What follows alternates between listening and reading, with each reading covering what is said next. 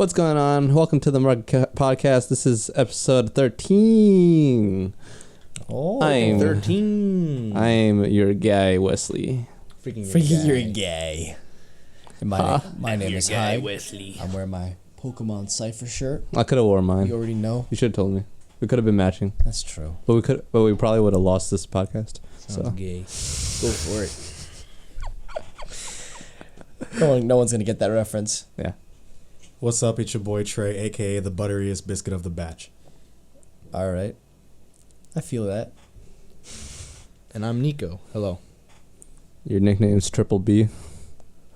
Butteriest biscuit of the batch. Yeah, I guess so. Nah. My nickname is BuBis batch. Oh man. BuBis badge. What is that? That's your rapper name from now on. If you get on the track at all, that's it. I'm putting it as a note in my phone right now. Oh man. All right. Welcome to the Market Podcast. We forgot Mr. Behind the Technology. No, he already said my it. name. He already said his name. I said my name. Oh, I forgot then, I guess. Yes, you did. Wow. Well, that's something. Yeah. All right. Welcome to the Market Podcast. For those who don't know, this is the Market Oh, Podcast. I already said that already, but sure. Four of us sit around a table and talk about video games and other things as well. Yeah, that's all it is. That's all we do. Just in case you guys forgot, we want to remind you. We're back to the usual routine this week. We got the usual format. Things are back in full swing. The new year is now in session. It's the year of fuck it. And we almost didn't have much to talk about until like the We see last everything 48 clearly. hours, and then everything just started to kind of pop up out of nowhere. Yeah. So yeah. Sure. Let's start off this podcast with a quick correction of sorts. Yeah. Actually, two things. AMD made us liars, and AMD made us liars. ruined our podcast. Yeah. So. Thank you, AMD. So last week we discussed the reveal of the backside of the Xbox Series X and what ports were back there and what that means for the console. Turns out that wasn't real. That was AMD took that from a website and showed it during their CES keynote. Which is so whack. It's weird. I don't know why they would. How did that happen? How would AMD do that? They knew what they were doing. They just didn't realize. I guess that it was going to cause such a thing. Restart but they the were port. kind of dumb for that. What yeah. do you like? What did you think was gonna happen? That's one of the bigger things people have questions about for the Xbox in general right now. Aside from the hardware. Yeah, hardware. Yeah, aside from games. So I don't. We'll just throw it up.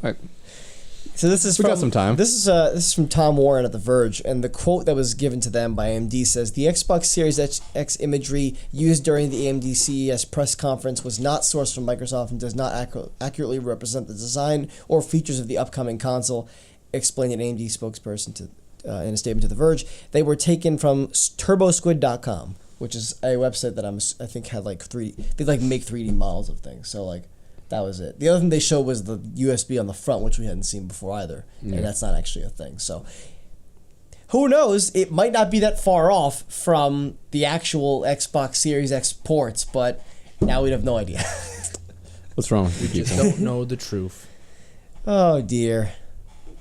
Come on, AMD. You're doing everything else right. Why'd you got to go and do this? Moving on, though. One more thing before we start the actual... before we go window shopping, as we like to call it. Before we bring you guys in to the shop.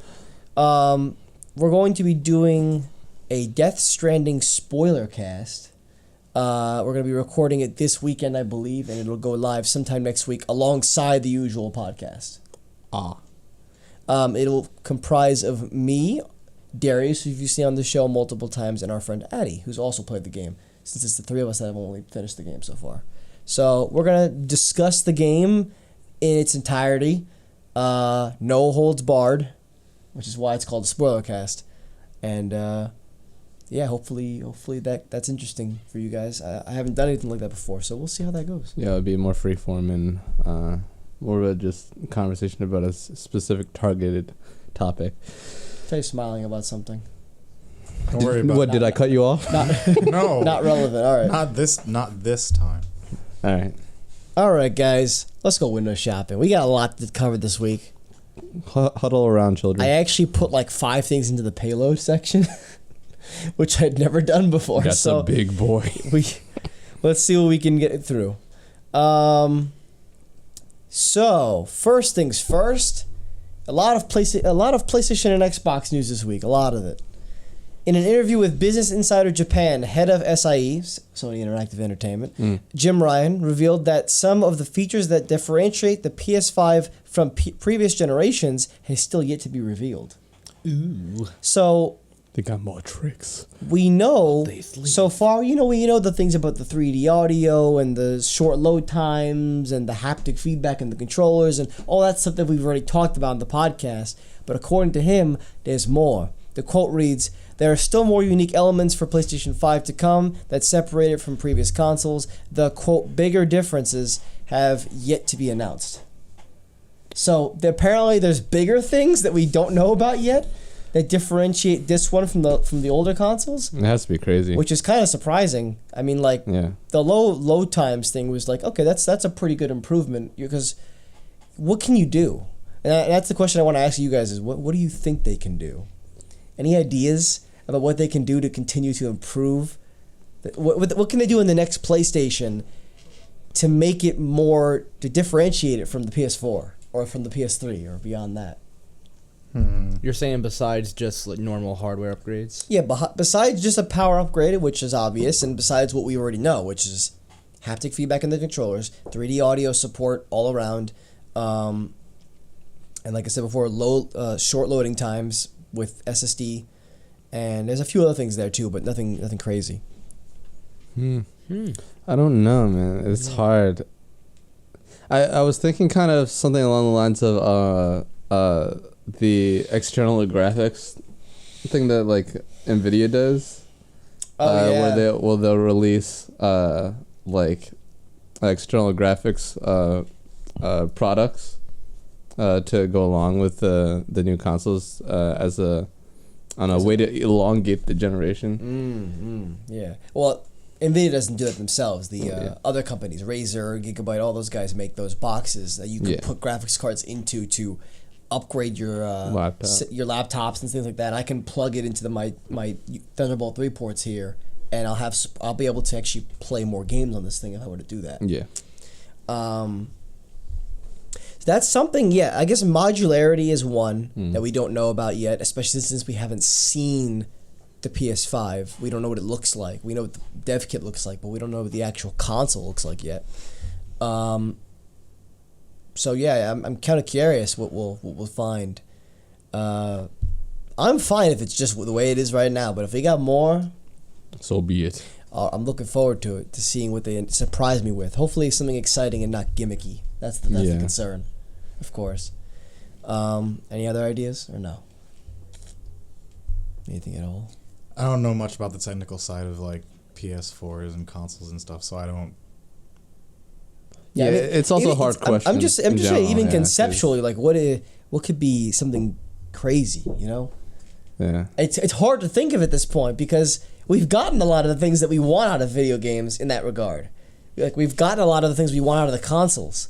Now it's just a matter of like keep pushing for the technical fidelity, keep improving things on the technical side, and moving towards things like VR and AR. That's really what we see at the moment.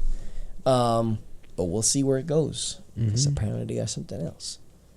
I'm not going to keep my hopes up because I feel like they might be over exaggerating. They might be boosting it a little bit. Exactly. Yeah. That's So true. I'm not going to keep my hopes up. But I'm looking forward to seeing what they announce. Yes, sir. All right. So the next thing is more Batman stuff. Warner Brothers Games Montreal, the developer from Warner Brothers that has developed or that basically published the Rocksteady Arkham games, and they also developed Arkham Origins, I believe. They continued to tease a new Batman game. We've been seeing teasers since like September of last year, around like Batman's anniversary. They posted like logos, and they've said things that like it's pretty obvious that this game is real, that it's coming soon, and what it's generally about.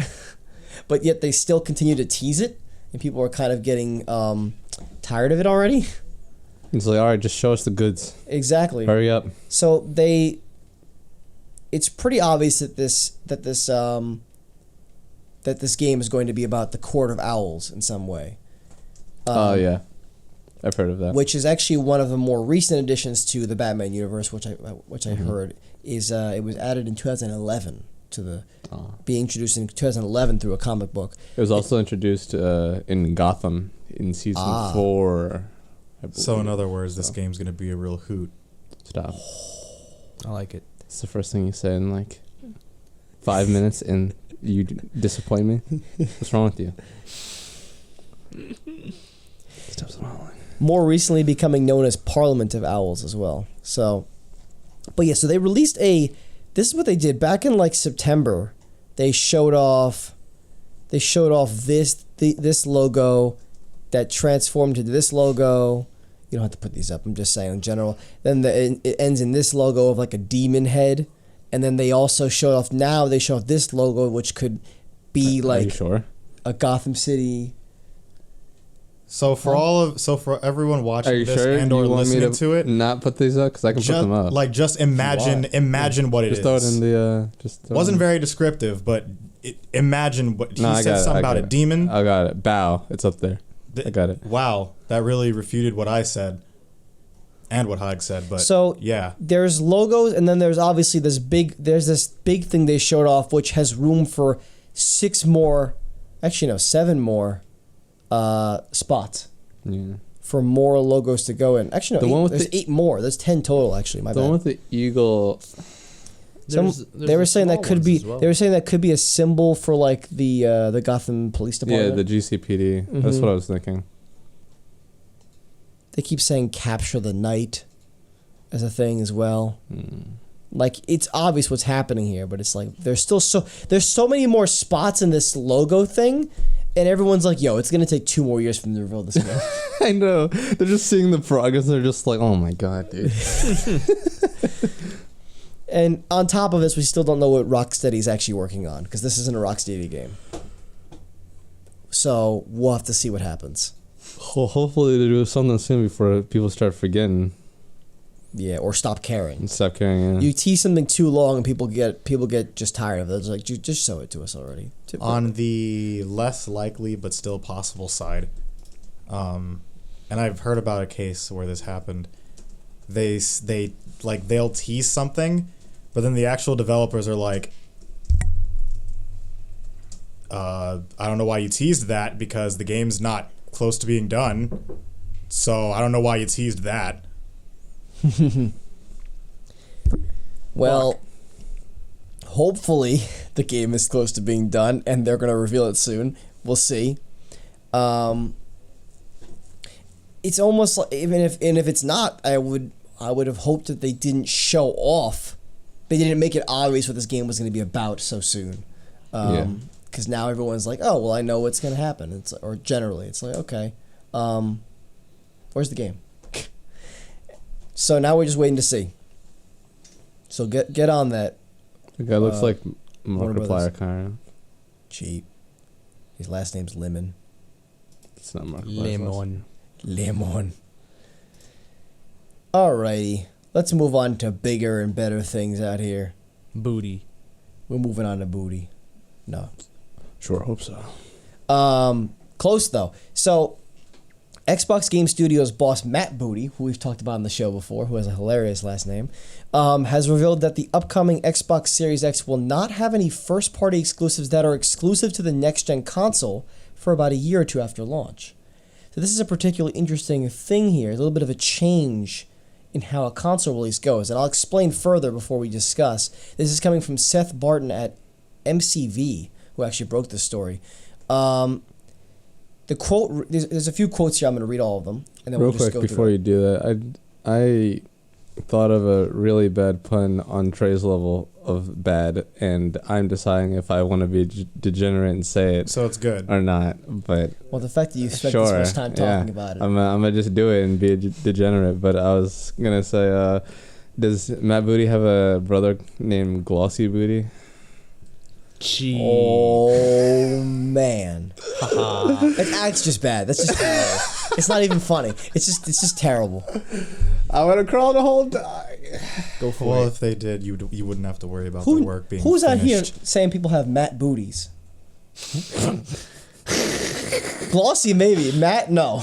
Glossy. I think it's shining. All right, Oh boy. moving on. Xbox. Who's out there and just be squeaking. Forget squeaking. Be like Patrick It's all glossy. Yo. when that man was squeaky clean. You Sick. You see sparkles coming from their ass. Anyway. All right. So here's the quote, or here's the quotes from the article, from the interview. As our content comes out over the next year, 2 years, all of our games, sort of like PC, will play up and down that family of devices. We want to make sure that if someone invests in Xbox between now and Series X, that they feel that they've made a good investment and that we're committed to them with content.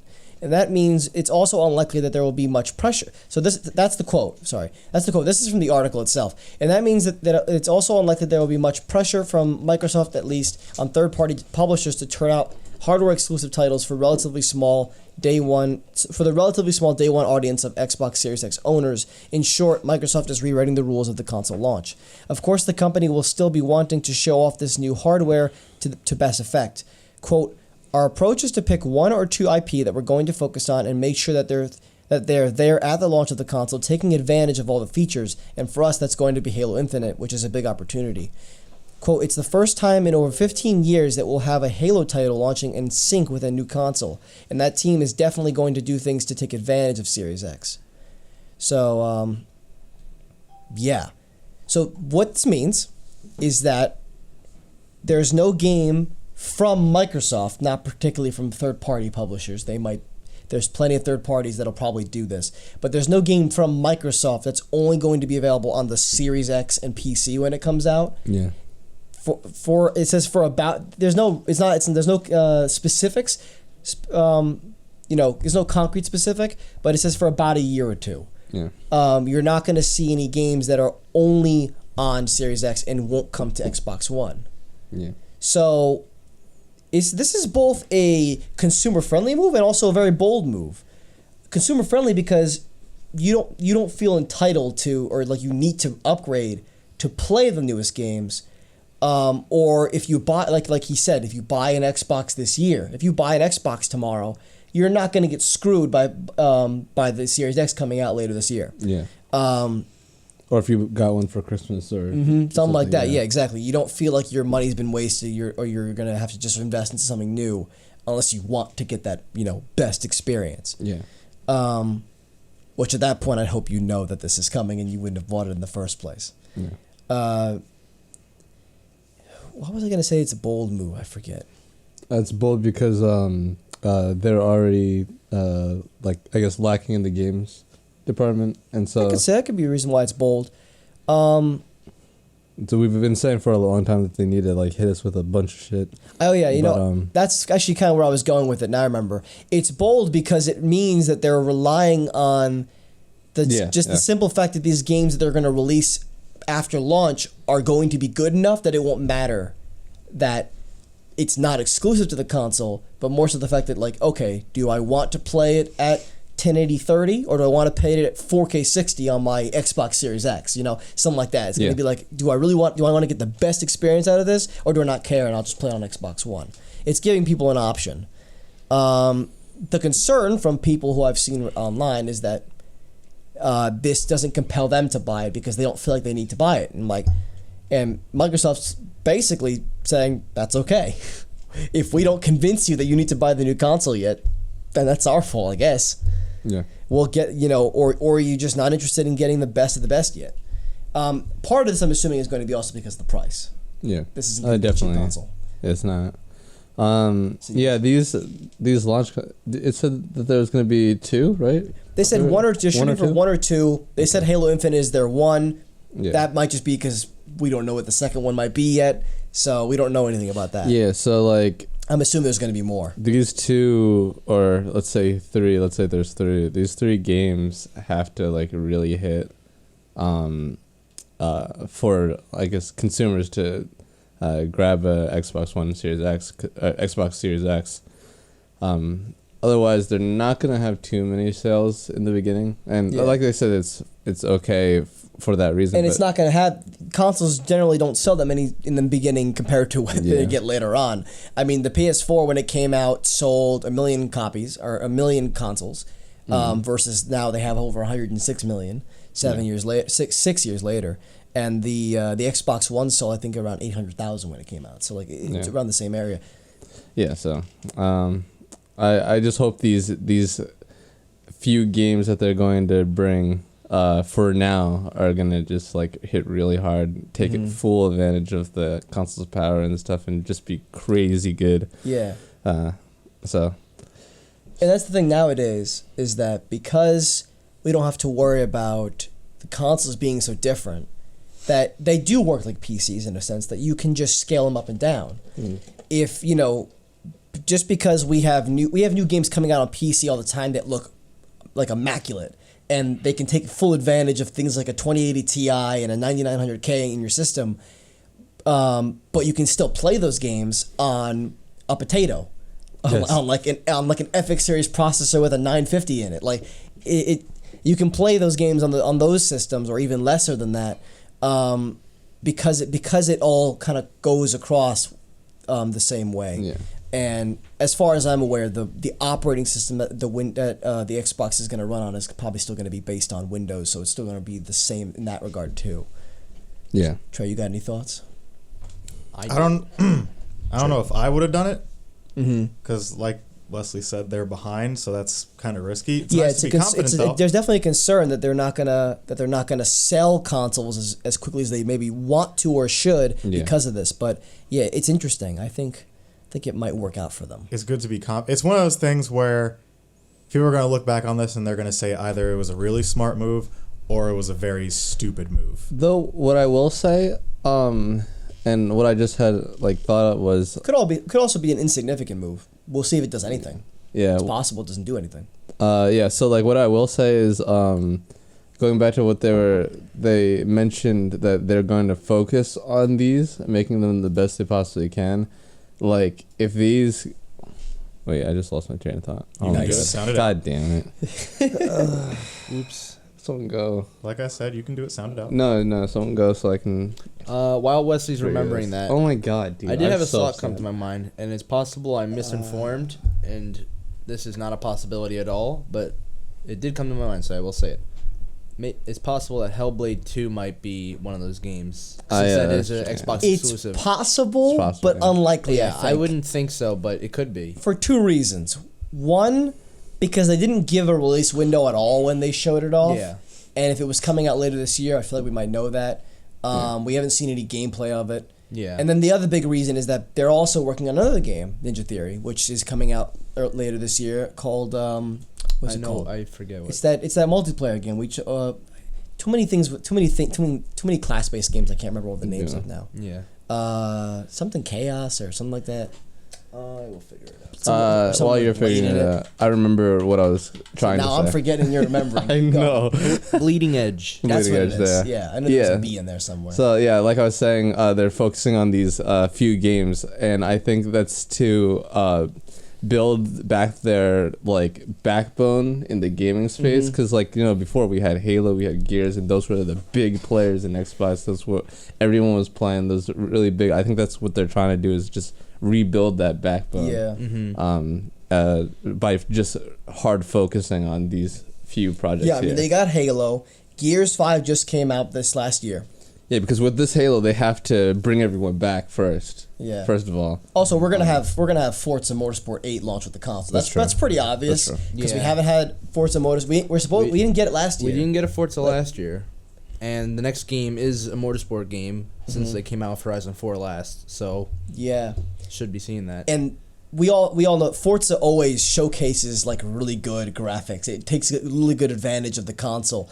And so they can really do that with Motorsport 8 especially, because Motorsport is more contained because it's not like Horizon where you can go all over the world. Yeah, it's not. It's more of a racing sim than Horizon is. Mm-hmm. So you can actually take the smaller spaces and really do a lot more with it. And I'm sure that's going to be definitely a big point during their E3 presentation. Yeah. Let me add this real quickly before we continue on with this conversation, if there's more to add. It appears that Sony has the opposite approach going into the 9th generation, which isn't too surprising. And this hasn't been confirmed yet, but according to Kotaku's Jason Schreier, which basically means it's true, yeah. on his podcast, the harbinger of death, on his podcast, Kotaku Split Screen.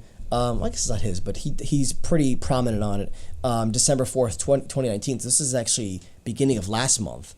He said, I've heard some of the PS5 launch titles. I won't say them yet because I'm probably going to do some sort of report on this stuff in the future. But those will be PS5 only. So he knows that some of the launch titles for the PS5, presumably talking about first-party titles or exclusive titles, will be PS5 only. So PlayStation seems to be taking a different approach, which isn't surprising and not really a bad thing either. This is the traditional approach. And for Sony's approach to the console generations in general, this probably just makes sense anyway. Yeah. So I'm not really, about it either way.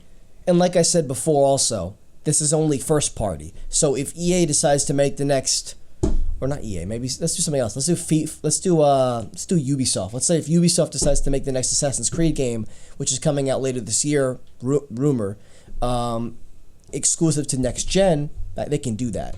It doesn't seem like Microsoft's going to stop anybody from doing that. Yeah. They don't want to control the ecosystem. We already know that's not true. It's cross-gen.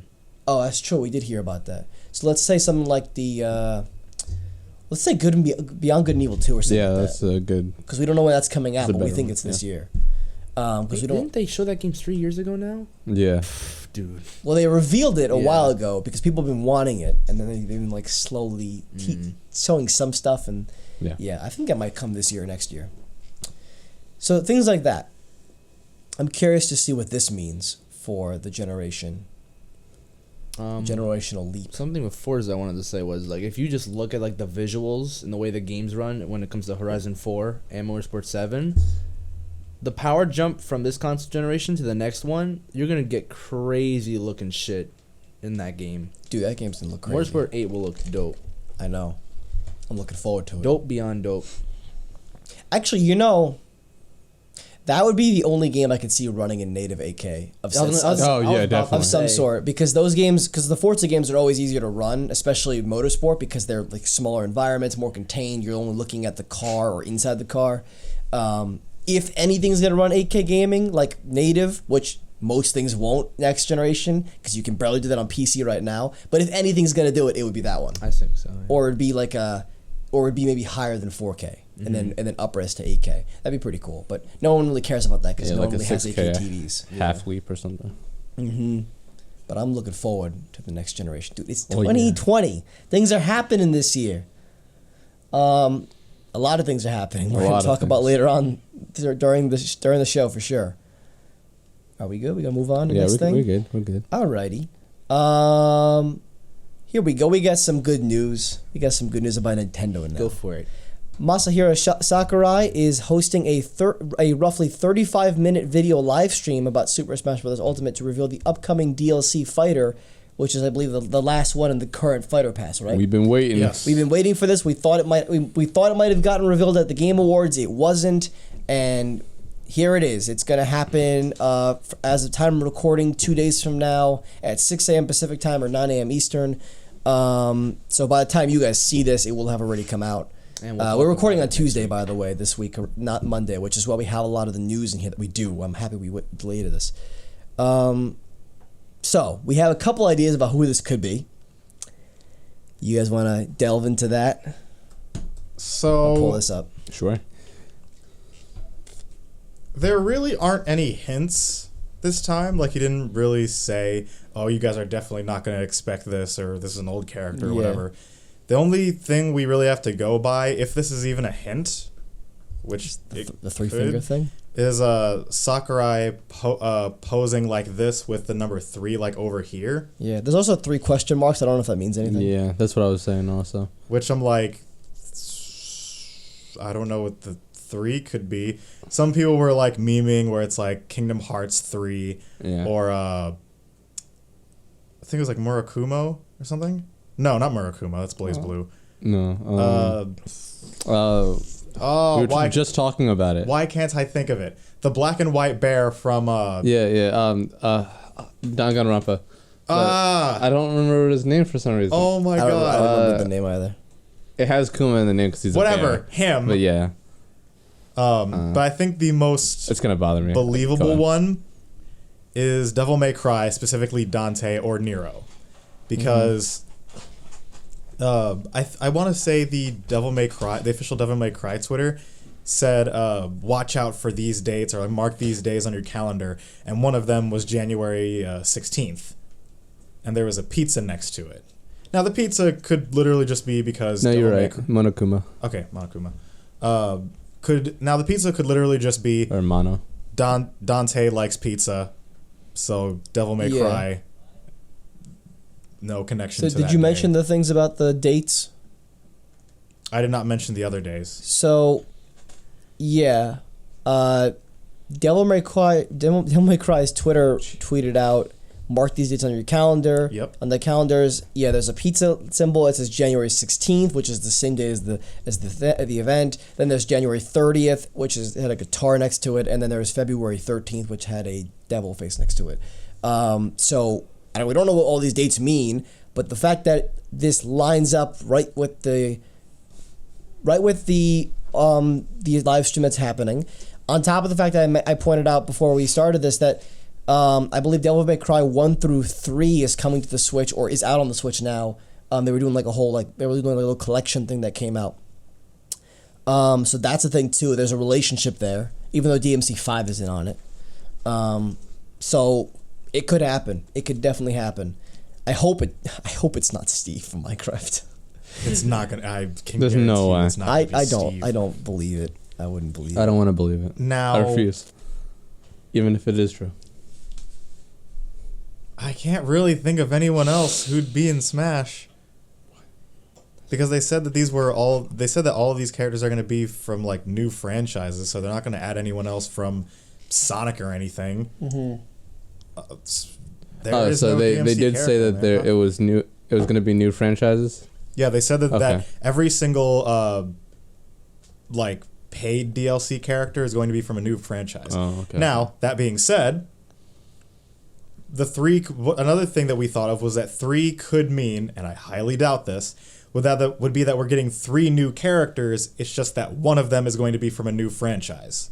That's possible. So we could get a new character. There are 3 question marks. There could be a new character with a new moveset, but from, I don't know, Donkey Kong. Or, more likely, we get Echo Fighters. I'd also like that. Yeah. I still want Shantae. I'm still a little upset about that. It's still possible. We still have a whole other fighter pass coming. Yes, we do have another Fighters Pass coming. Which is very smart of them, quite frankly, because if this is like the ultimate and the last Smash Bros. Game that they want to make, they should continue to support it. They obviously can't add like a billion characters because then it just becomes League of Legends. But they said that they're gonna make. They pretty much said, albeit indirectly, but obviously you could gather that from what they said. They were like, this is probably not going to be the last Smash game, but this will be the last Smash game where every single character is in. Mm-hmm. So if you want to play a Smash game that has every single character from like every past game, this is going to be it. Yeah. Yeah. But as far as other characters, as far as the Fighters Pass, they would kind of be stupid not to, because Smash Bros is the most popular fighting game and has been like forever. Yeah. Especially with Ultimate. But yeah. I'm looking forward to seeing what happens. I mean, I don't foresee Nintendo coming out with a new console anytime soon. No. So this is this is the Smash game you're gonna be playing for a while. Yeah. Even if because there's pretty significant rumors and reason to believe that there's going to be a Switch Pro of some sort coming out this year. It's pretty obvious at this point that something's happening. What that exactly is and when that'll come out, we don't know. But this console is going to continue to be supported for a while. So, Yeah. So I think this is your Smash game for a while. I'd say it's so it's going good for them to to be. support it. Why do I smell Play-Doh? I don't smell Play-Doh. I don't smell Play-Doh. I don't know. I smelled syrup earlier. Are you trying to think? It smells like food upstairs because my dad's got some in the slow cooker. I know. I smell Play-Doh. Play-Doh. It's weird. Okay. I'd say if they were gonna release a new console, it'd be at least 3 years from now. At least, yeah. Yeah. But Because until it gets to a point where their third-party support starts to wane like it did on the Wii U, where... Because, I mean, like, the thing about the Switch right now is it's a great console in general. So it's got that going for it over the Wii U. It's got really good first-party games, which the Wii U did. But this is, a lot of people would say that's the only reason the only good thing about the Wii U was the first-party titles. Yeah. the games themselves were good. Yeah, that's what I'm saying. Other than like Star Fox Zero or something. Stop. I don't want to think about it. Stop thinking about Hey, it. when's the next Star Fox game, man? Let's go. Bro. That's what I'm saying. Oh my god. At this point, I've gotten so desperate where I don't even care if you just rehash the same story, which you have like 4 times. Or even just remake a title. Exactly. Just HD remake it. Remake Star Fox Assault. Make Star Fox Adventures not garbage. Make Star Fox Command not garbage. Yeah, that'd be cool. And for the love of God, if you put in motion controls in the next one, I'm actually going to primary lotus you from the top of Reggie's house. Gee. I'm sure it's a big. So you're definitely going to die. Gotta be. Oh God. Reggie feeling Good house. good Reggie. Good old Reggie. Reggie Phil's aim. I wonder what he's doing right now. I know he's at the Game Awards. He did a whole speech thing, even though he's not working anywhere at the moment. I don't think. Something weird is happening with my computer. I think he's retired because he's old too, isn't he? He said he was retired. Right. He's not that old. But I remember I was talking about how Sean Layden was fucking 60, and that man looks like he's like maybe 45, 50, in my opinion. And so I'm like, he looks great. So how old is Reggie Fils-Aimé? He is 58 years old. Wow. I was So 3 close. years off. So close to 60 as well. Well, actually, Sean was 59, but he was turning 60 shortly, soon. So, wow. All right. yeah, wow. That's it for the window shopping this week. A lot of our discussion topics that we're going to get into later on the podcast are a little bit bigger, so I kept them for the payload. The payroll. We got 2 trailers we want to watch real quickly. A new Doom Eternal trailer dropped today, literally like an hour or so before we started this. And it's already playing! Oh my gosh! Stop. Pause. No, don't pause. Look what you did. And then immediately after that, we're going to watch the Resident Evil 3 Nemesis trailer, which also just dropped today. I haven't seen that one. No one's seen that one, right? Show me Nemesis. I watched the Doom trailer, I think, but no one else here has seen it, right? All right. No way. Okay, It's let's watch Doom this. time. It's Doom time, boys. It's Doom time. Let me know if the volume's good. It's Boggle. Got the audio fixed. I watched this through the live stream. There are a little 2 bit, so I cameras didn't in get my to way, see and it. this sucks. Also, if you haven't realized, I didn't forget my laptop this time. So, just wanted to let you guys know that. This video is running, even though it's been open for like 45 minutes. I'm surprised how well it's running on my laptop. It's going. I don't say anything. He's doing a full 1080-60. That kind of look good.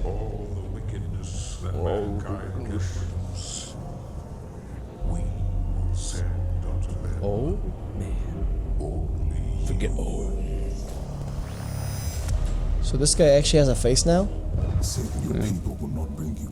Doom guy has a face now. And a Well, he voice. had a face before. Not really. I mean, you could see it through the thing. His name is Doom guy, right? Yep. He might have a name, but we call him Doom Guy. Name of our prosperity. Who are you, a human, to defy our traditions?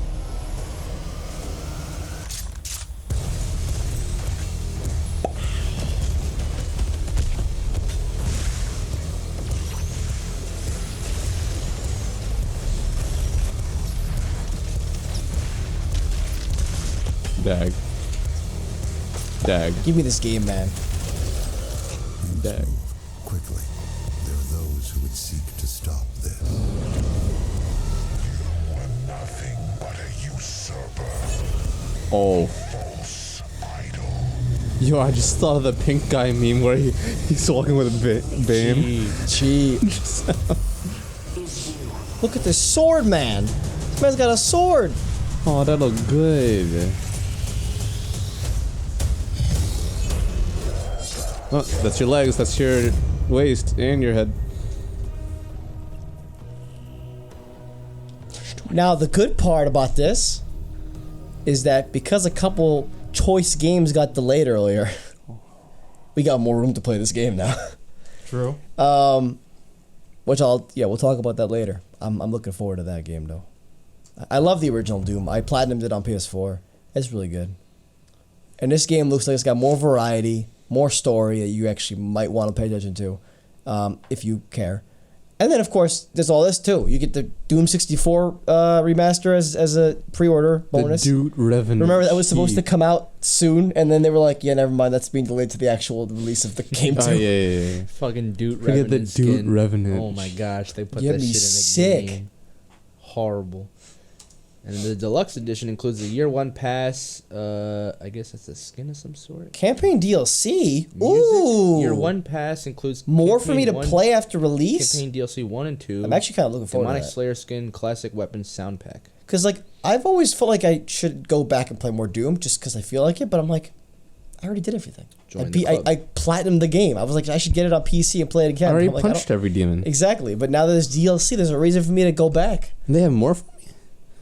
Exactly. Alright. And then we got this Resident Evil 3 Remake Nemesis trailer. Which Hold on, just let me dropped. It's all stand for about the boy. Let me stand for this because currently I have 2 cameras in my way. Sure, go for it.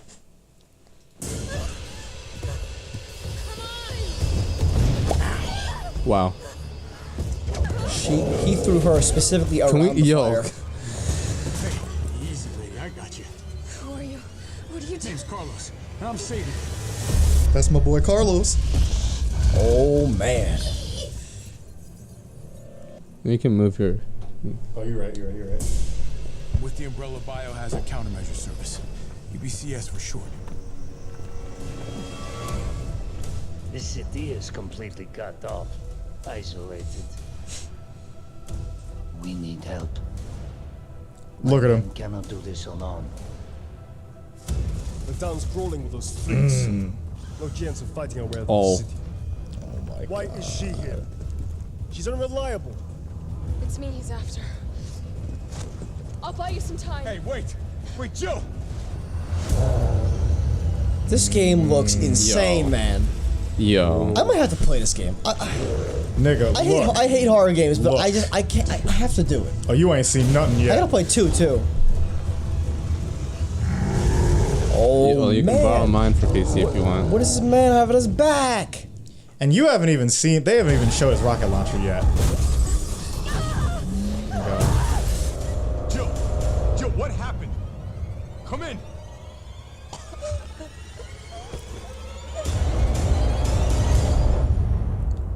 Here we go. Yo, look That good, man is on your April booty. 3rd. That look good.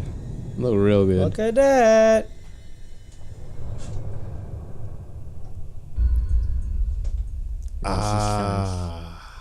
Pre-order now.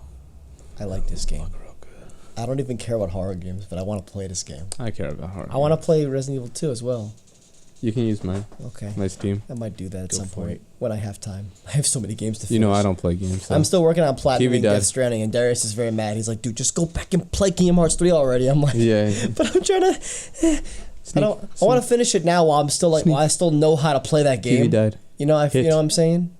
TV. While I still know how to play Death Stranding, I want to platinum it now. I don't want to go back to it later. Haha. Yeah. Okay. So that's the trailers. Well, it looks like you can't play anything but Kingdom Hearts, and I still haven't played Jedi Fallen Order because You bought it at least. League of Legends came out, and you know. Forget came out. Yeah, League of Legends just launched 10 years. It was in beta for 10 years now. Exactly. I've just resigned that you're never gonna play. No. Oh, okay. Yeah, no. Yeah. Looking forward to it. I'm looking forward to never playing Kingdom Hearts. That's what you meant. I still got to finish 3D, and which I was like not liking that much. And then I can finally get to 3. So I can play the damn game. Actually, no, I still have to play point 2, and then I can get to 3. Which will take you like an hour. Maybe. Isn't that on Xbox now? Yeah. Well, no, it's coming to Xbox. The whole trilogy, the whole thing, everything's it's coming. It's coming to Xbox. That reminds me of the finally, which is so terrible. It's like why? It's like it should have been on like 3 years ago. You should have It should have come to, even if you wanted it to be like a year exclusive to PlayStation, it should have come to Xbox a year later. You've known that 3 was coming to Xbox since you announced it. They announced it with it. So it's like, why? Which is what I said, I don't know how many times. I was like, if y'all niggas don't do this, then you putting Kingdom Hearts 3 on Xbox makes no sense. Well, now and they did it. I'm like... But the cool thing now is you can play it all on Xbox, I'm curious, what are the sales? Oh, by the way, the sales the Remind DLC is coming to Xbox in April. Oh, okay, yeah. I heard it was coming at a later date, so... Yeah, I think it's like April or May or something like that. But glad to hear it's coming, though. On PS4, you get it next Friday. Yeah. Ooh. Okay. They know what their priorities are. Move on. So we actually have some tech news this week. One is cool, and one is well, you'll see how you'll decide how you feel about it. So the first piece of news, which Nico pointed out to us this week, Panasonic revealed a new virtual reality glasses, like eyeglasses looking thing, at CES this past week. And we could cover. So there's CES just happened, so there's plenty of news we could talk about, but we only got a couple. We only got this thing to talk about today. This Panasonic headset takes the traditional headset design and morphs it into something less bulky and presumably more comfortable. This is coming from Kyle Orland at Ars Technica. It is currently only a reference product, so it's unclear if it'll actually come to the consumer market. But yeah, this is what it looks like. It looks like eyeglasses. That's what VR glasses should. And those, and then should look then like. There's like the earbuds in the back that go into your ears. And those are evil scientist glasses. That's what they look like. Yeah, they look like sorry, goggles. evil scientist anime glasses. They look like goggles, yeah, but like, there you go. So the eyeglasses have 2 micro OLED displays at 4K. We're not sure if 4K is both or one or individual, which claims to eliminate the screen door effect. So apparently there is no screen door effect on these things. I guess because they're OLED? I don't know. Because I'm assuming the ones in the current ones are all sure LCD. Panasonic knows what button to button, so... Yeah. Sure. They're also the first VR screens to support HDR, so vibrance. And they sport a new, quote, optical module that, quote, allows the display of natural and distortion-free images in super single focus. How much are they? They are currently a reference model, so they're not for sale yet, or they're proof of concept. Yes. Well, no. Yeah, that's what CS essentially. is for. Yeah, CS has a lot of that stuff. People just throw stuff at it. Yeah.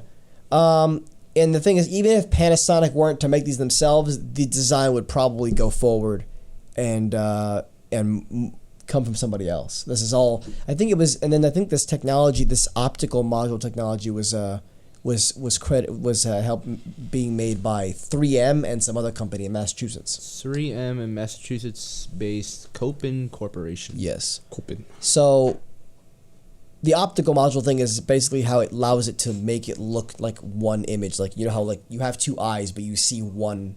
Yes. There's a blind spot there, but you really don't notice it. Yeah. So it's going to make it look like that. So that's pretty cool because this solves the comfort and bulky factor of VR headsets right now. Yeah. And sure. I'm curious to see where this goes forward. We're getting to the future, boys. The future is coming. It's nigh. It's 2020. We're seeing clarity right now. So there you go. Through my Panasonic eyeglasses. I think you'll see things that look like this for consumers at like a reasonable price within a few years, probably. 4 I mean, years-ish? it's only been 7 years. I think it's 7 since Oculus came out with the first Oculus Dev Kit, which is the first like really the real virtual reality headset. Yeah. Remember that thing? It was like very, very large and it was like flat. And yeah, it was like very boxy and large and flat, and like it looked really stupid. And then now, years later, we have the Oculus Quest, which is a standalone headset that can play Beat Saber. Yes, sir. Like it's like we're moving places pretty quickly. 7 years is no short time, but it's definitely not very long in the grand scheme of things. Real quick, I wanted to add, I am god awful at super hot. Oh no! It's because there are moments where it requires you to throw things at people, and like a 2-year-old, I can't. I'm telling you right now, it's not easy. Like, you have to get used to it. Oh, thank God. Like, if I try to throw something at an enemy that's like an average distance away from me, there's like a 50-50 it's missing, even with the playtime I have on it. Yeah, like I could throw my phone at that black cushion over there. No problem. Yeah. But like in VR, it'll be like, yeah, you it'll gotta just hit the table in front of me, and I'm like, I swear to God, I'm not an idiot. It's both the game as well as being used to interacting with a VR environment. Yeah. Yeah. But anyway, I've taken up enough of our time. Go for it. Someone, I don't remember who said this. One of the podcasts that I watch, they were saying, one of the reasons why VR really hasn't taken off like it should is just because of how like bulky and stuff, and just like wires. Can you imagine getting ready to play video games? Like that's the reality we're in. I gotta set it up. You gotta get ready like Which you're going somewhere. Which is why the Quest is really making moves out here. Yeah. Because it's got built-in sensors, and there's no wires. You just put it on your head and grab your controllers, and you go. I mean, you really need a room dedicated to VR most of the time. But like setting up the one we have, like, it only takes a few minutes. But yeah, like, it's but easy still, if you it's just grab like, something and put it on, and you're in there. The world is about seconds now, so that's true. You got one more thing to talk about for the tech news. All right, Windows 7 is dead. Finally. Well, it's been killed over and over again in different ways.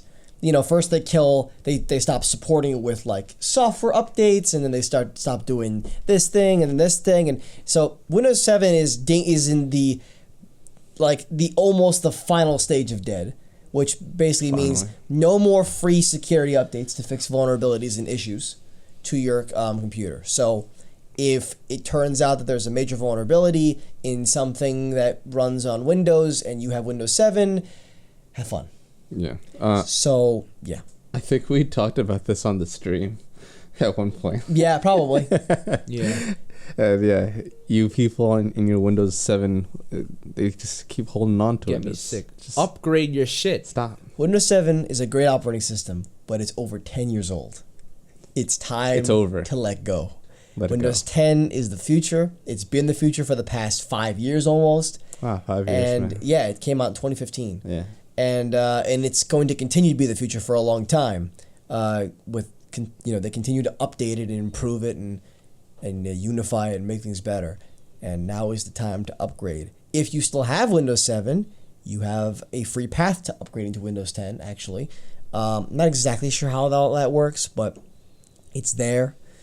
But yeah, please don't stick around on that operating system anymore. It's dangerous for you and the network you reside on for things, to stay on that operating system. And soon enough, within the next few years, you're gonna start seeing companies stop supporting Windows 7 with their software. Although I see here that I think Google has already said that they'll support Chrome on Windows 7 until the middle of 2021, so you still have a little bit of time on that one. We've already seen a lot of people drop support for XP, which doesn't surprise me. League dropped support for XP only like last year. Funny enough. Yes, there's no security updates, no software updates, no tech support. Yeah, you don't get tech support either, which no surprise there. Of course, if you're a business or education Windows 7 user, you can pay to extend security updates, but it's not cheap. It says extended updates for Windows 7 Enterprise is approximately $25 per machine, and the cost doubles to $50 per device in 2021 and again to $100 in 2022. It's even worse for Windows 7 Pro users, which starts at $50, then goes to $100, then goes to $200. These costs will naturally vary depending on the volume of PCs in use at a business, but they're still going to be substantial for large larger firms. Of course, if your PC never connects to the internet and it's sitting in a warehouse or something like that, you probably don't need to worry about this that much. But if this is your personal PC, your gaming PC or something, you should probably make the upgrade. Yeah. Windows 10 is not that hard to use, my friend. It's gotten even better since it launched in 2015. Quite a bit better. If you can't get it for free for some reason, you can usually find it for pretty cheap on places like scdkey.com and other key websites or through OEMs. They're a little bit sketchy, but it's much cheaper. I just built a PC for my brother, and we got Windows 10 for $15 or something like that. And even if that key for some reason gets screwed later on and you have to, get a new one, that's only $15 compared to the $120 it actually costs to buy Windows 10 from Microsoft. So, yeah. We're moving on. We're moving on to a unified system, which is probably good. Windows 8 probably won't be very far behind. Yeah. Because there's even less people on that. The market share for Windows 7 is still over 10%. So there's a lot of people. Stupid. It's crazy. Probably in other countries, but some people for sure are being stubborn about it. I know that much. Yeah. All right, now let's move on to the payload, ladies and gentlemen. We got a lot of stuff here. We have, let me count. We have 1, 2, 3. 2 and 3 are related. Actually, 2, 3, and 4 are related. We're good. There's only 4. So here we go. So first things first, Nintendo and Game Freak hosted a new Pokemon Direct this past week, and this is what we learned. So real quickly before I'm gonna pass it off to Trey for the main stuff, but we also got. They started off the Direct by showing off a remake of Pokemon Mystery Dungeon Rescue Team, which I believe there was 2 games before, right? It was Blue and Red, and now it's just one game. Called Pokemon Mystery Dungeon Rescue Team DX. It's coming out on March 6th, 2020, on Switch, of course. And there's a demo available right now if you want to try it out. And I have it on my Switch. I have not played it yet, but from what I've heard, it's clean. So I'm going to have to hop into that. Nice. I think of all the games, I beat 2 or 3 of them, even though there are like 10 different games of the rescue team of the Mystery Dungeon games. There are just so many. I was unaware of that. This is from 2006. This is going to be a 14-year-old game being remade for us right now. Yeah, there's like Explorers of Time, Explorers of Sky, and all I didn't know other that. ones. It's wow. Yeah, but all these secondary games. But yeah, people were actually wondering. They were like, "Are you guys gonna make like another one, like put on Switch? That'd be pretty dope." And Nintendo was like, "No, but actually, kinda." And they were like, "Hey, remember that thing you guys wanted? Well, here's not that, but instead here's Pokemon Mystery Dungeon, because everyone wanted them to do a like a remake of 4th gen. But people also wanted them to do Mystery Dungeon. Gotcha. Okay. It's just less people wanted them to do Mystery Dungeon. So that's a little interesting thing we got. This is going to be really good. And then one more thing before we jump into the big news is we also got a release. This is the last thing we showed up on the Direct. We also got a release month for Pokemon Home, which is the replacement to the old Pokemon Bank that acts as a cloud-based home, hence the name, for your Pokemon from multiple games. It works with Pokemon Go, Let's Go Pikachu and Eevee, and of course Sword and Shield. But you can also link it with your Pokemon Bank, which effectively makes it compatible with all your 3DS games as well. Wow. So you can bring Pokemon all over the place. Of course, you can't play with a Pokemon in Sword and Shield if it's not in the game. But we got more to add to that. So yeah, and it's coming out next month in February. So good. And I believe they said we're going to get more information as it gets much closer to launch. So maybe I'll pull some of my boys from Sun and Moon. But of course, that can't be the only thing that they announced. You got some big news, because this thing was 25 minutes long. We got a big boy. About fuck. So all right. We didn't start the timer back up. Fine. Oh, that's fine. All Sorry. right. It's been a few minutes. So, okay, Nico, would you kindly pull up the pictures? Sure. And this, as Hike said, this Pokemon Direct from the 9th, I believe. Something like that. Yeah, some crap like that. I don't remember what day it was. And this is about Pokemon Sword and Shield, because what else would it be about? It was sometime in the past. Exactly. So, let me see. Nope. Okay. First thing I want to emphasize, this is DLC, not a third game, which they've done, I don't know how many times. I think like every generation, there have been some sort of third iteration that most people were just like, whatever, I'm just going to wait for the third iteration and then just go from there. This is the replacement for that, though, basically. Yeah. Yeah. Everyone, because, you saw the memes where it's like, it's going to be Pokemon Gun now. But nope, this one is called, I think, Part 1, which is coming out in June, is like, it's like Pokemon, like, something about it's the Isle of Armor, and the one coming out in fall is called the Crown Tundra. Mm-hmm. Yes. Somewhere in fall. And yeah, we don't know exactly when yet. Okay. Maybe we'll find out at E3. Because this was confusing for some people. It was obvious to me, but some people was confusing, and I get it because their wording was not great in this. And so the expansion pass cost $30. Mm-hmm. And it said on the bottom at the end of the stream, it said $30 each. Yeah. So a lot of people thought that meant $30 for Part 1, the Isle of Armor, and $30 for the Crown Tundra. Oh, no, that's not what it means. No. $60 for each expansion pass. Yeah. So if you have Sword and Shield, if you have both games, and you want the expansion pass on both games, then it's going to cost you $30 each. But if you're like most people won't do that, exactly. Exactly. If you're like most people and you just have one of the two versions, it's $30 for each DLC, meaning each one costs $15.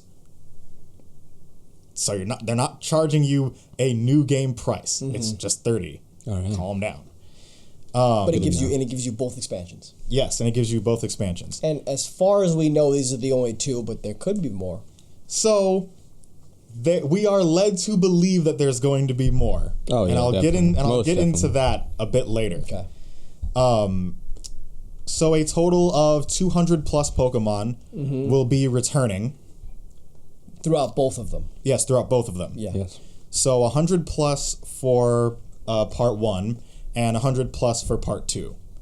Meaning, even when the Pokebank, or what was it, Pokemon Home? Mm-hmm. Yeah. Even when that comes out next month, right? Yeah. Yeah. Even when that comes out next month, you can't actually import your other Pokemon that aren't in the Pokedex already until June or fall. Yeah. Depending on what it is. Yes. Which this has been the case with other Pokemon games where you couldn't import them immediately. It's just this one, it takes more time because initially they're not actually in the game. Yeah, when they made the Pokebank available, like for Sun and Moon, I believe it wasn't available until January or February. So now you're just gonna have to wait a few more months. Yeah. Which sucks for some people, but for me it's cool. But yeah. I get the frustration.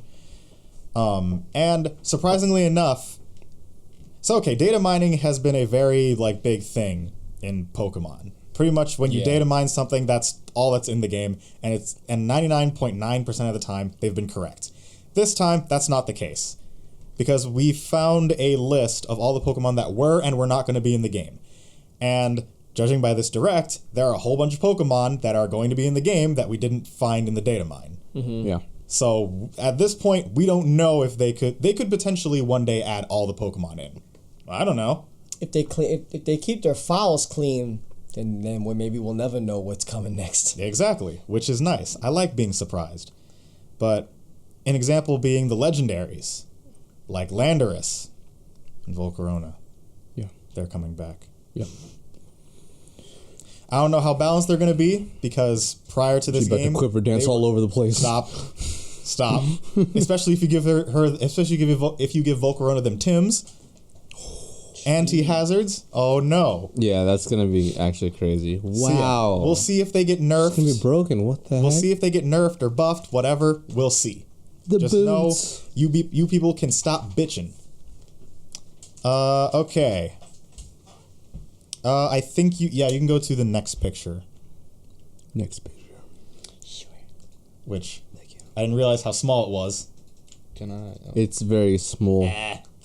It's all right. There's not much going on there. Yeah, there's not. You can basically. You just get a general idea of what these expansions look like and where These they're people on their phones are just gonna be like, I mean, the second one's kind of obvious by the name. A tundra is a very snowy place. This picture is small resolution. You can probably find the same picture at a higher resolution. oh yeah, most probably. definitely. Yeah. So, all right, before I go into this part, just in case you were confused, whether they be new or old Pokemon, you do not need to buy the DLC in order to get them.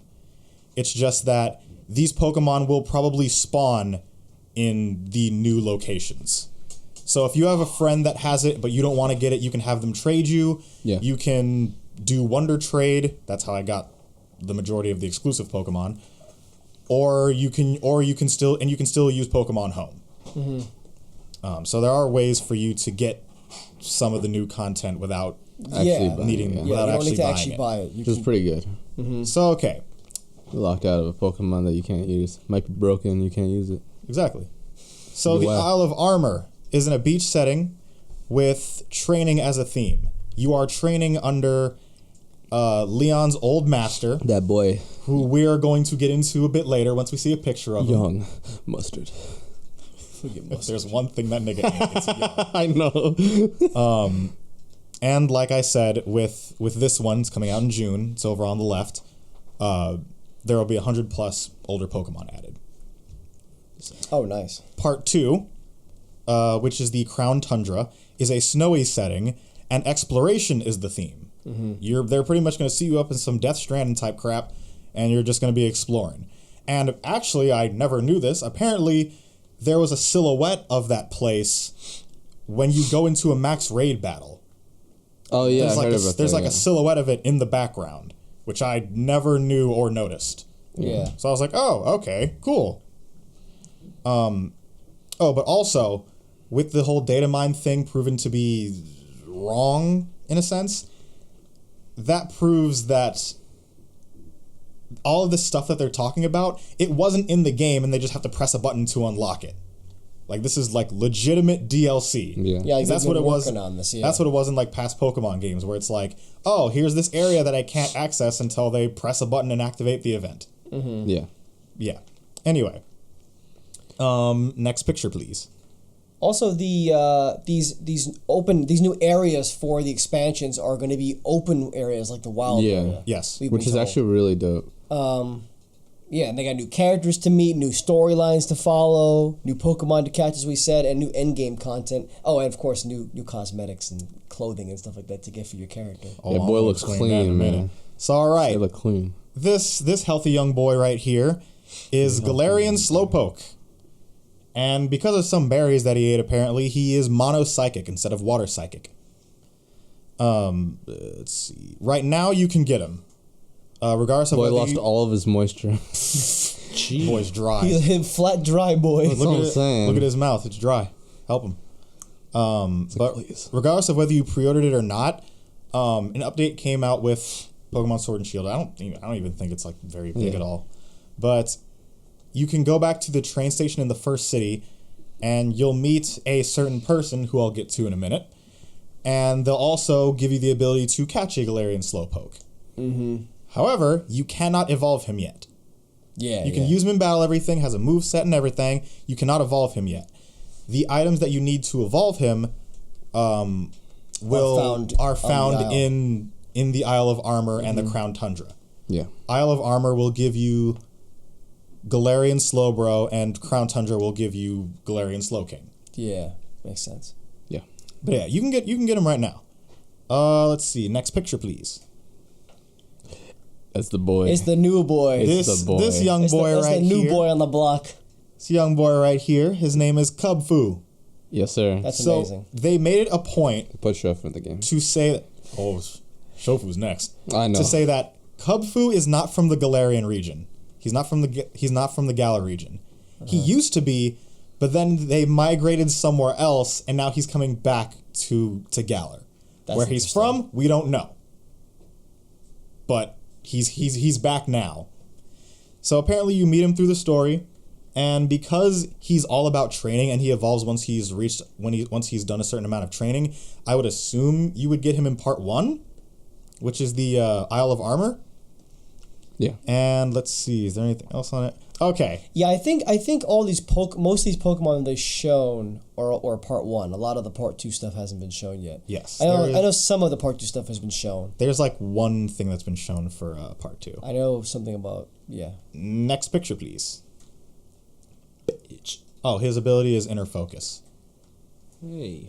Which is better now because with Pokemon with Inner Focus cannot be flinched or something. And there's the big boy. There's Shofu. There is Shofu. That's crazy. But in game they call him Urshifu. That's crazy. That's crazy. So Urshifu can Gigantamax. That boy's Gigantamax is clean. And as you've seen, that's not just like, here's what he looks like in different poses. Nope, those are 2 different forms. Oh yeah, that's right. I don't like the form shit, but sure. And actually, the forms are dependent on a choice that you make in game. It doesn't matter which version you have.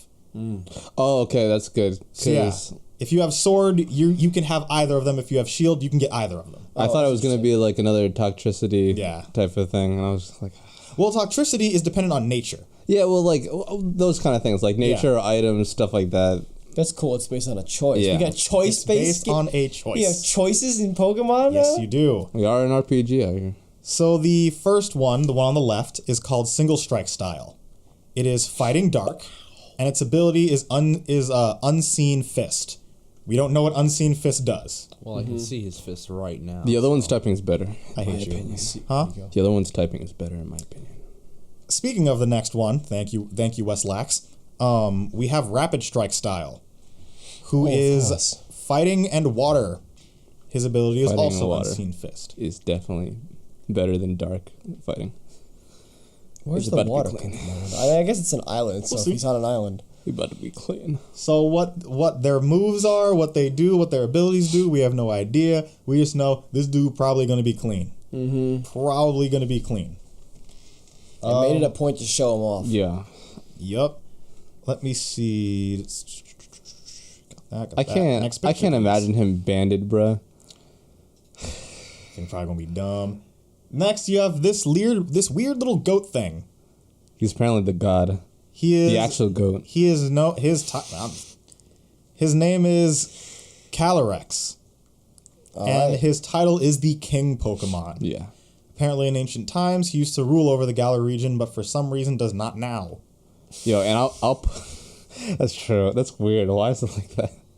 I'll put it up, but when they showed him this like mystic, like really like mysterious like trailer for him where he's just like floating in the sky. He's just like looking at you like he's the god. He's like he's seeing through you. I have judged you. Exactly. I'll put it up. So I'll say it, but I fucks with him. Yeah. I like what he looks like, but I'll be damned if he don't look stupid. Why are his legs that long? He has no kneecaps. What is that on his head? It's a berry. It's a god berry from the god tree or something. Was That's that? not actually lore. I was about to say. He I has was about to he say. has There's no way. Bombs around his neck. World War III. Is that what we're doing? He has Link's bombs on his neck. Is 'cause they have this a Triforce message on from him. Japan? Exactly. This is a message from Japan. Fuck with us, and we're gonna drop this nigga on you. Gee. And look, he's already telling you to get out. Look at his tiny arms. Exactly. Gee. Yeah, forget. He's like, get out.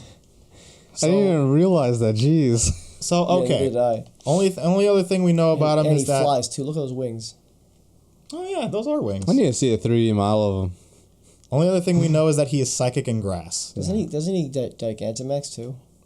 I don't know if he does. Yeah, we don't know. Was that not the same thing I'm thinking of that I saw? And he is most likely defensive. Okay. I don't know why I can just see him being a defensive, bulky Pokemon. All Oh, right. because of that bulbous thing on his head. Exactly, that big ass thing. Next, please. So this is one of my few critiques about it, in that these next two, this one and the next two are Gigantamax forms for your starter Pokemon. I was saying that they should have been there to begin with, but whatever. Yeah. So this, as you can see, is Gigantamax. I was about to say Inteleon and Cinderace.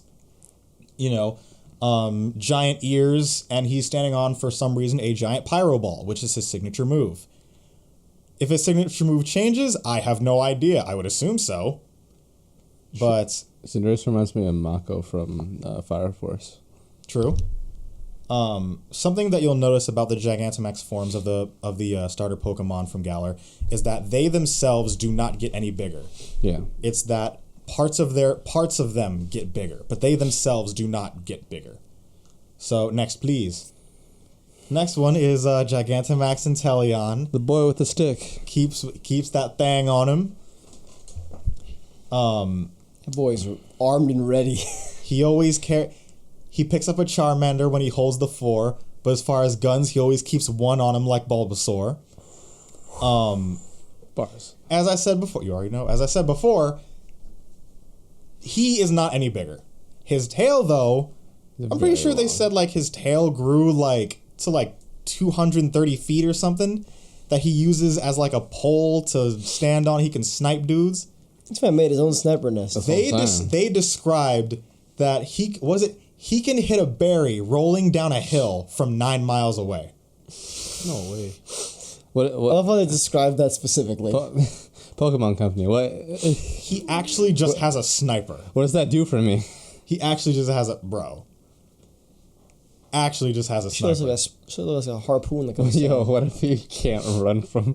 Like if he runs, he automatic headshot. Yo, if you try to escape or switch out, it's automatic crit. Yo, it'd be nasty. Stop. That'd be disgusting. Stop. You don't even said it. Forget stop.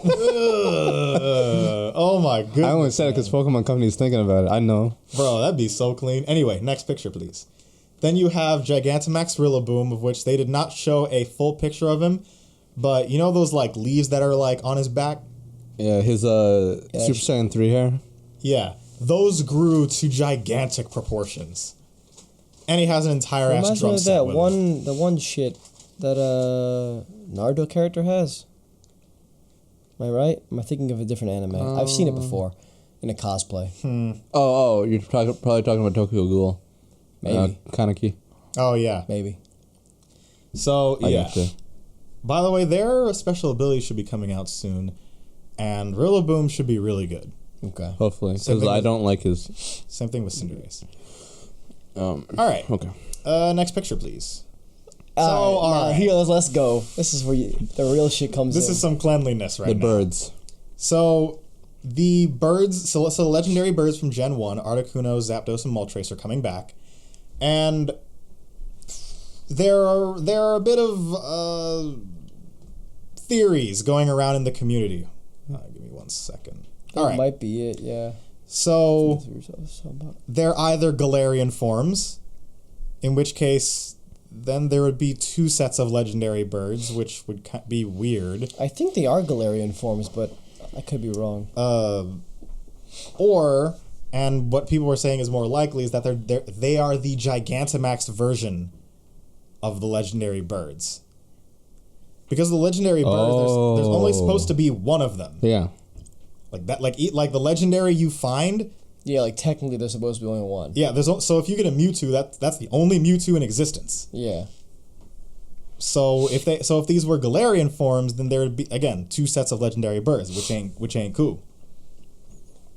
Or, that'd be weird. So they'd have to have some type of explanation for that. Okay. I'm just going to say that these are Gigantamaxes for now. That would make a lot of sense. That is Gigantamax Zapdos. Whether his type changes, we have no idea. He could be electric fire for all we know. That would make sense. I think it'd be pretty cool, too. Then again, That would be clean. So clean. To me, he looks the best, but it's up to I like opinion. Articuno. Next picture, please. Articuno's I like the all best. of them. That is Gigantamax Moltres. That looks like Darkfire. Yeah. That's what I'm saying. Could be Darkfire. It's like if Moltres and Yveltal mixed together. Also, I don't know why, but I'm also thinking of Fire Fairy. I don't know why. Yo, that'd be crazy. Fire Fairy. Fire Fairy. Ooh. That'd be awesome. Because isn't Fairy super effective against Steel? No, it loses to Steel, but it wins against Dragon and Fighting, I think. Yeah. Like, it is a hard counter to Dragon. Like, Dragon moves don't even affect any Fairy Which types. makes no sense, but So, sure. yeah. Next picture, please. Then you have That's Articuno. the boy. That's the boy. I have no idea what Articuno Look could at his possibly eyes. be. He's got Ice a laser beam. Ice beam. Like, Look at him. It's Look at him. He's ice, so cool. It would be ice what? I'm thinking, immediately when I saw that, I was like, Ice Ghost. Yeah, Yeah, that's what it I'm could be thinking, the yeah. purple. That either way, whether it's Gigantamax or a Galarian form, birds from another dimension, I don't care. Them things look cool. I want them now. Gimme them. God, they look so These cool. are coming in the Crown Tundra DLC. Yes, they are. They're coming in the second one. We know that much. Yeah. Next, please. That's one of the only things we've seen from the second one. And as I thought, the other two Gen 1 starters, being Venusaur and Blastoise, are getting some love as well. Of course. Because it wouldn't make sense to have Charizard be Gigantamax. He's so cute. And not the other two. That is Gigantamaxed Venusaur, as you can tell. Look at his crown. That boy has a crown of his own, so I'm assuming Look Crown at the Tundra. smoke coming out of the crown. Look like- at it. That man's got his own shade when he walks out in the sun. Exactly. And look, for once he's actually happy. Cheap. I know. God, That's my boy. I like Venusaur even more than I did before. Next, please. Also, Gigantamax Blastoise. You remember Mega Blastoise? Yeah. He had a giant cannon yeah, on he got him. one big Exactly. cannon. This dude has an entire fortress. That's what I'm He's got saying. artillery. He said, fuck it, give me Fort Knox on my back. He said, I got legally owned firearms. I have legally owned firearms. Look at them. They're legal. And they're legal, he's regal, he's out here. By the way, I guess Gigantamax has the red outline around it. Yeah. And you have the So the red clouds. birds aren't That's in true. aren't in Gigantamax form, but what's the difference between that and Dynamax? From what we can tell, they do not. So okay, Gigantamax Is when they're huge. it's when, well, no, the size is the same as Dynamaxing, but with Gigantamaxing, number one, their design is different, but that's Yeah, the obvious. forms are different. But they have a signature move. Gotcha. So, for example, I can't remember the big ass elephant's name. It's like a green elephant. Yeah, Kaparaja. Kaparaja. So Kaparaja's special Gigantamax move is it hits you with a steel type move, and after you're hit, it drops spikes, like steel, really? like steel spikes. It's the same thing with, I want to say Colossal, except it's ground type spikes. It's an offensive hazard move. What the hell? And That's stupid. Lapras has something similar also. But yes, Kaparaja is a good Pokemon. I can't wait to know what the other ones are. Oh, let's move on. Okay, next. We are running out. All right, We are running slim on time here. we got some Reggie love. So okay, if you remember the Reggies in Gen 3, Not they feasible. got hoed. Yeah. Oh, they did them dirty. Because there might have been one Reggie that was kind of good. The rest of them were garbage. Yeah. And Reggie Gigas, which you could only get is if you got Reggie Steel, Reggie Ice, and Reggie Rock, and then went to the temple in like Gen 4. That's the only way you could get Reggie Gigas. The lore behind it, real quick, was that Reggie Gigas was like a thing. He created Reggie Rock, Reggie Ice, and Reggie Steel, and then made them, and so he set them loose and made them his keys to like his dungeon or whatever. Yeah. He just, all he wanted to do was sleep. Since niggas kept bothering him, he was like, y'all are my keys, y'all hide away. Yeah. Lol. Until we disturbed him and now we're making him fight. Cool. Also, imagine gaining Pokemon that have elemental powers just to get a normal type. That's facts. Oh, and you know the other thing? Reggie Gigas is dick. Yeah. He's trash, garbage, ass, booty. So, and now we have new Regis. Now we have, for some reason, new Reggies. I don't know what the deal with them is. I thought he only made 3, but turns out he made 5, potentially 6. So you that have this one. obviously We don't know the electric- names of these. Yeah, obviously Reggie Zap. I don't Reggie know. Shock. Reggie Shock. Reggie Zap. I like Reggie Zap. That's obviously an electric Reggie. We don't know what his deal is. Next, please. That is a dragon Reggie. Reggie Dragon. Jesus Christ. Reggie Drake. Reggie Drake. Yeah. Yeah. I can see that. Yeah, that makes sense. All I know is these niggas look cool. I like the Reggies. I like the Reggies. I'm about to get some Reggie. I'm about to make a Reggie team. Anyway, so yeah, next please. So these are some of the outfit themes of the new DLC, Isle of Armor. Also, obviously, you have Training Gi and Crown Tundra. You have, like I said, some Death Stranding shit. I like this. Like, it actually reminds me of Fire Force. True. I kind of like it. All right, next. That's the boy. We have the man, the myth, the legend, quite literally. Mr. Eyebrows himself. Young Mustard. Young Mustard. That's actually his name. So, yes, that is his actual name. Mustard is the guy who trained Leon. Yeah. Leon, the guy who won 1,000 matches, undefeated until we came along. Exactly. Mustard was the dude that trained him. So Leon was the truth. This dude gotta be the truth. That boy is. I mean, look at his eyebrow. Leon. His eyebrows have length. His eyebrows have length. That shows wisdom. That shows wisdom. You already know what I'm saying. And look at his expression. He's like, I'm gonna beat your ass. That's Master Xehanort right there. Exactly. You better watch out. You better watch out. That's Master Xehanort after you beat his ass. He actually looks like him. Pokemon, kinda. man. Trying to take over the world. Exactly. Look at him. He even got some style on him. Exactly. I see you with the jacket.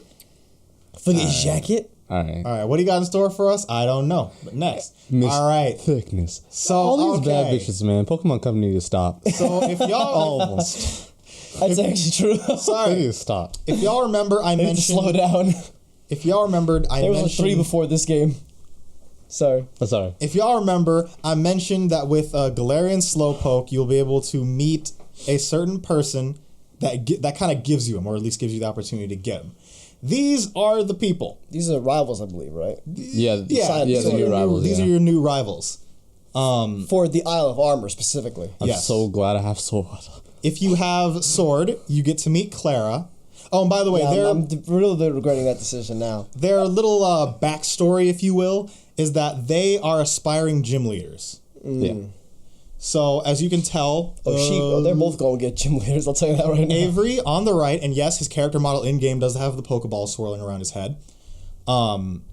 He's an aspiring psychic type gym leader. That's a male. Yeah. That's what I That was is saying. that I was is a like, man. huh? It's a guy, yes. And young Clara, hopefully not too young. Young Clara is an aspiring poison type gym leader. Yo. Okay, hopefully we're not too young. I wasn't expecting You know what I'm that. saying? I wasn't expecting that. And Alright. I'm just very thrown off now. Keep going. So yeah, like I said, if you go into the first town, go into the train station. If you have Sword, you'll meet Clara. If you have Shield, you'll meet Avery. And they'll be like, "Sup, bitch? Yeah, they're both going to say that. Here's a new mon. Peace." All right, is there anything else? All right, and last thing, they're going to add 100 plus new clothing items. Thank you. Look As at you Marnie see over here, there. you Look at can Marnie. you can look like young Marnie. You can look like I don't even know what the fuck that is. You can look like my dude over there in the middle left. I like the shirt, The penguin's clean. and you can actually even get Leon's hat, or you can look like Chairman Rose. I don't know, but yeah, just in case you wanted to, MC Widow's Peak over there, you can get him. You can look like, I don't know why you would, but sure, whatever your style is, bro. Forget Widow's Peak. All right, I think that was it, right? Yep. Yeah. That's a lot of Pokemon talk, but I like it. Oh, I gotta start man. playing my game now. Oh, Because the stuff man. you have to do that. I have Gonna be good. Gonna be good. I have like 20 or 30 level 100s right now. Jesus And Christ. 2 teams. I haven't been playing. I just play it casually, like in my spare time. I gotta do that. Sometimes. I gotta get back Alright, to guys, we got another big payload story for us to discuss real All quickly. right, that was all a Pokemon. This is probably not going to take as long, but it's definitely a big story, so I wanted to stick it in here. So, this is only dropped last night. Sony is calm skipping down. E3 for a second time in a row. Boo. Boo. Boo. Forget boo. So this is coming from Matt Kim at IGN, and so the statement from Sony after this announcement says, quote, after thorough evaluation of SIE has decided not to participate in E3 2020. We have great respect for the ESA as an organization, but we do not feel the vision of E3 2020 is the right venue for what we are focused on this year. We will build upon our global event strategy in 2020 by participating in hundreds of consumer events across the globe. Our focus is making sure fans feel part of the PlayStation family and have access to play their favorite content. We have a fantastic lineup of titles coming to the PlayStation 4, and with the upcoming launch of the PlayStation 5, we are truly looking forward to a year of celebration with our fans. All right. I'm going to approach this by saying I don't think this is that good idea. Not to say that's going to ruin PS4 or Sony or whatever, but I think it's better to be at E3 for a couple of reasons. First being, like, to reach people that don't have PS4s. So, like, if you do your own thing, like, let's say you have your own event or whatever, I'm not watching that. I'm not a PS4 guy, so I'm not going to watch it. I'm watching E3, though, because I want to see everything that's going on. Mm-hmm. And so, like, people with PCs, too. People with PCs especially, because since PS4 has the exclusives and stuff that aren't on PC, you know, they like their graphics and everything, but maybe they see a game, oh, that game looked good. Maybe I want to try it and get a PS4 real quick, slide that in. Mm-hmm. But otherwise, PC people aren't console people. Like, they're far from console people. They're just like, I don't want anything to do with consoles. And so, a lot of times they're just like, yeah, go ahead. Do your thing. I'll sit over here with my maximum graphics. But, yeah. 360 frames. Exactly. Yeah. Assuming that my game works.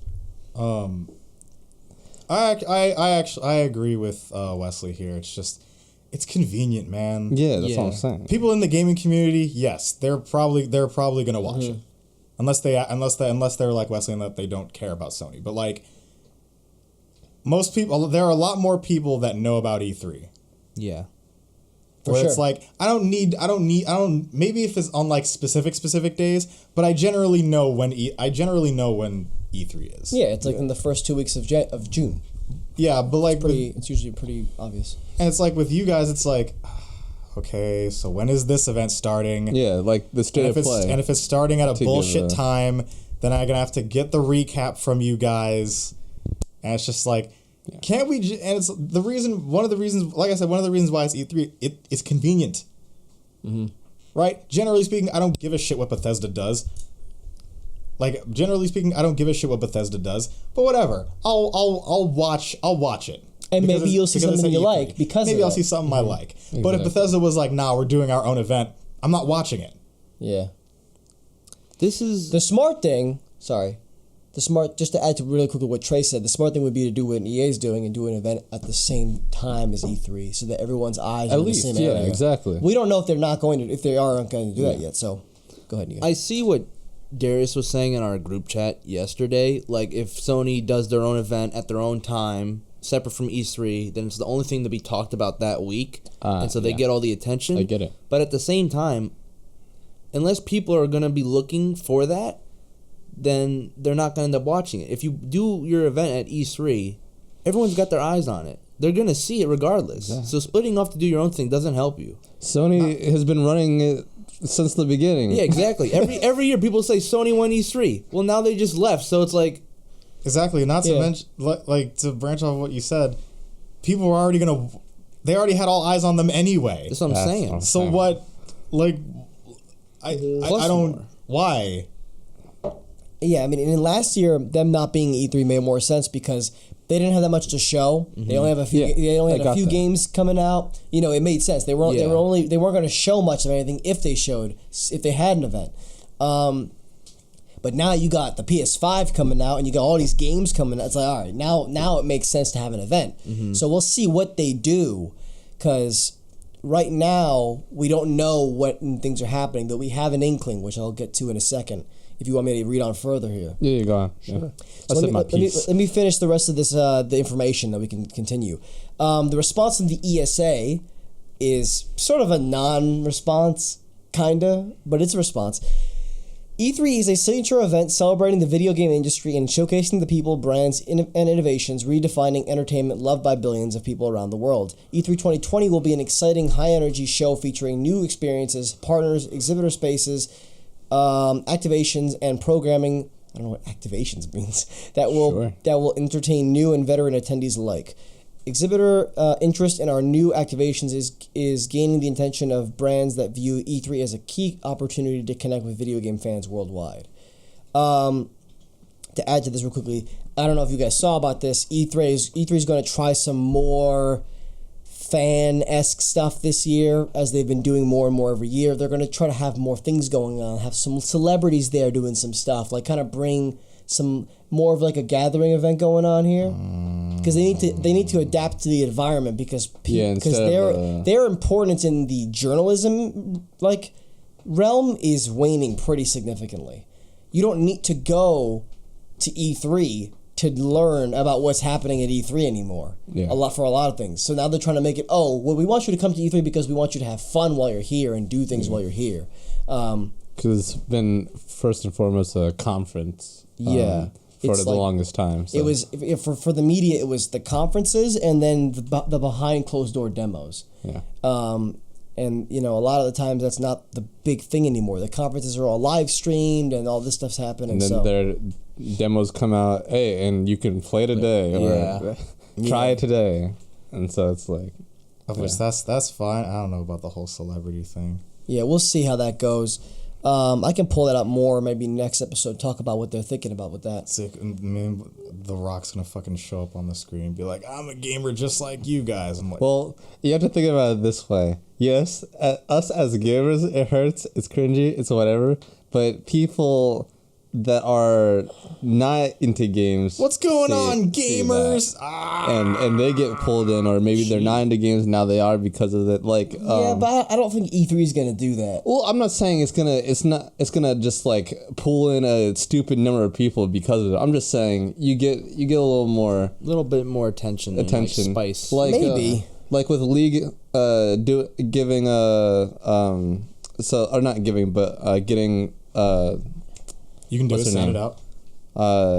During the finals, what's her name? Like the True Damage performance. Those artists, they're from different artists. Yeah, they're from different areas and realms, and like people are just like, oh, that artist like Becky G. Oh, I didn't know League of Legends was a thing now, and now I do, stuff like that. So it just brings more, I suppose, but that's also one particular game, and we're talking about an entire industry event here. Not to mention, like, weren't those people actually like in the, like, didn't they actually provide the voices for the characters? Yeah. I know for Echo, his is there because his is legendary skin, so that's his voice. I'm pretty sure, but I don't know about all of them. I don't think all of them did. So I would say like that was also like partially like for the performance and like for the job. It could just be because I don't know what they would be doing there. Like, would The Rock literally just be saying, "Hi, I like this game. All right, see ya." No, I'm like, why the fuck is he there? No, it's like, we have The Rock playing our game. It's like, fucking who cares? Yeah, I think it's more like you can actually like go and like hang out and. I want to see this guy who's really good at the game play it.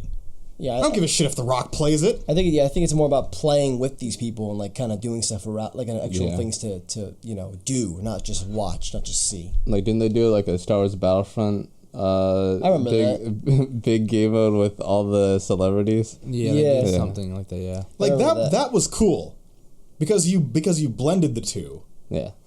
So if they do something like that, that's what I mean. Fine with it. Yeah. That's what I mean. I think that's where they're going to go with it. But if it's just like, Chad, like the fucking, like at a Game Awards, where you had fucking Fast and Furious there. I'm like, motherfucking, get it off! Get out! Turn it off. Why is it here? Get out! I need you to turn it off. I don't want more commercial. I don't want more commercialism, because then they'll be like, the celebrities will be like, I made a game, show it off at E3. I'll pay you if you do. But there's no reason to. If you remind me, I'll pull up information about that whole thing next episode, next podcast, so we can talk about it a little bit. All right. So later on that day, Microsoft confirmed that they will be attending, which is no surprise. Microsoft has kind of committed to E3. Phil Spencer said on Twitter, quote, "Our team is hard at work on E3. We look forward to sharing with all who love to play what's ahead of us. Our art form has consistently been propelled by the cross-section of creativity and technical progress. 2020 is a milestone year in that journey for Team Xbox. Hashtag Xbox E3, hashtag E3 2020. So, Microsoft's going, obviously. Cool. No surprise there. And then I said alongside this, we may have an idea of when the PS5 might be shown off. We've been hearing about them doing an event in the early parts of the year, like they did with the PS4 in February of 2013, and it appears that we might get a similar experience this time around as well. So they're doing an Experience PlayStation event in New York at the Sony, what is it? New York City Sony Square showroom. And it is going on from today all the way through February 16th. Like, you can go in and you can see things and stuff like that. They're like doing some stuff there. It's like a celebratory thing. So the possibility here is that maybe towards the end of this event is when they hold an actual like thing where they show it off. And I think it was in New York before the PS4 one. Look at those racing races. Yeah, that's actually crazy. I need that in my basement. That's the special features of the PS4 or PS5 that we were talking about. That thing right there. Yeah, you can do that, and it still says PS4. That is the PS5. Cheat, stupid, big ass thing. No, I'm not even talking about the steering wheel. I'm just talking about the chair area. That behind the seat is the PS5. All right. Yeah, I wonder if this will have anything to do with it. It could be absolutely nothing. As you guys know from last week's podcast, the CES event was only really showing off the new logo, which is pretty obvious what that was. Mm-hmm. And also, I actually missed it. They talked about a bunch of numbers too, like numbers, different stats and stuff like that. There are over 106 million PS4 sold, and a whole bunch of other stuff like that. Yeah. So yeah, I think this is going to be an interesting time. I think it would be smart for PlayStation to do their own event around E3, like I said before. I think that would still, because everyone's eyes are going to be on it, like we said, but they can also do, like how EA's been doing. EA's been doing EA Play right before E3 starts, like literally the 2 days before that. Yeah. And the day before that is when they had their conference, so they didn't have one last year because they decided it wasn't worth it. So they can kind of do a thing around there, having a whole event. They could announce a PSX, like a PlayStation Experience that they usually do in Decembers. They could do that in June, right around there in Anaheim or another area of California where that kind of stuff takes place, and do a whole thing. Sure. And show off the PS5 and show off the games and yada, yada, yada. Who knows? They could even hold like 2 separate conferences, one for PS5 reveal information and one for games that are coming out with the PS5. Or they could just do together, which they probably would. Or it's likely that we see something beforehand. A PS5 reveal in around February or something like that, and then we see the actual, the full reveal with the games and all that in June sometime. I think that would still be smart. I don't know what we'll end up getting, though. We'll have to see. Sure. Any other thoughts? Of course. Not really. No, just hopefully, they just come out and wow us, I guess. Like I said, I want to be proven wrong. Mm-hmm. Okay. That's the payload for the day. Nice. The payload's been dropped. Now we'll move on to the news blast. All right, news blast. That works perfectly. I see. I didn't even think about that when I made this. Payload drops, and then you get the news blast. Whoa. News blast coming that was big brain. We didn't even peep that. Coming at you rapid fire. It's Holy crazy. Shit. That was made by God himself. I didn't even do that. I didn't. Yeah, God gave him that thought. Exactly. Praise be to him. You already know. We got a few things here. So, first things up, the band Low Roar was saved by their inclusion in the recently released Death Stranding. They were heavily featured in this game. Their music was in every trailer for the game. Basically, their music was there's like almost 2 albums worth of songs that they all songs that are already produced, and you can find them all on Spotify, were in the game, and they're a very big part of the game's experience. So, and apparently they were in not a very good place before they received an email from Sony asking them to use their song "I'll Keep Coming," which was, I believe, in the first trailer for Death Stranding. And so prior to like Death Stranding and everything. Yeah, prior to Death Stranding, they were in trouble. They weren't in a great place, Yeah. and now they're in a much better place. They're from Iceland, by the way. Nice. Very interesting situation. There's a whole story around how Kojima found their music and was like, Good on Kojima. "Get in my game." Come through and help a brother out. Nice. Exactly. Next game, Rare's game Sea of Thieves has reached a total of 10 million players this past week. Just under 2 years of being on the market. I feel like the game's been out a little longer than 2 years. Yeah, it feels like it, weird.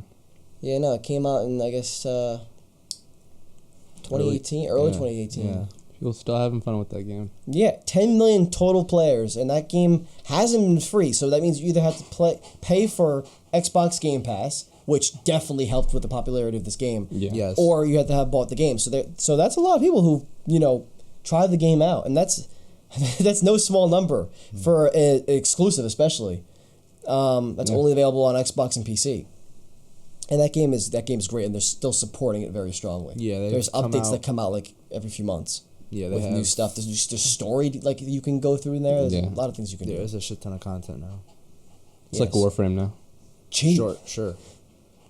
Like it's just getting way too big. Gee. It's not at that point yet, but it's... That's what Nico was saying. He can't get into it right now because it's too much.